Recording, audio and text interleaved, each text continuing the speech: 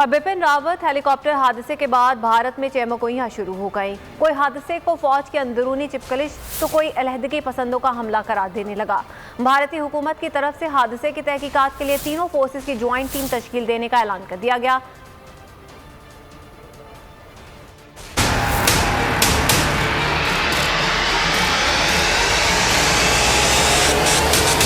फौज का अंदरूनी खलफशा या फिर अलहदगी पसंदों ने कर दिया वार। बिपिन रावत हेलीकॉप्टर हादसे के बाद साजिशी थ्योरियों की हो गई भरमार। भारतीय हुकूमत की तरफ से हेलीकॉप्टर हादसे की तहकीकात की ट्राई फोर्सेस तहकीकात का ऐलान किया गया है। ज्वाइंट तहकीकाती टीम की सरबराही एयर मार्शल महावंदरा सिंह करेंगे।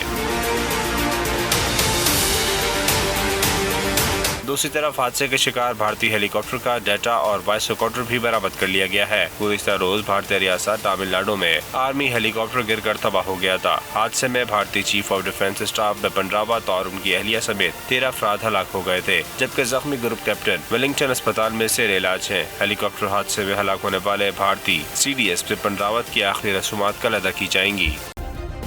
सब्सक्राइब करें और बेल दबाएं ताकि कोई खबर रह न जाए।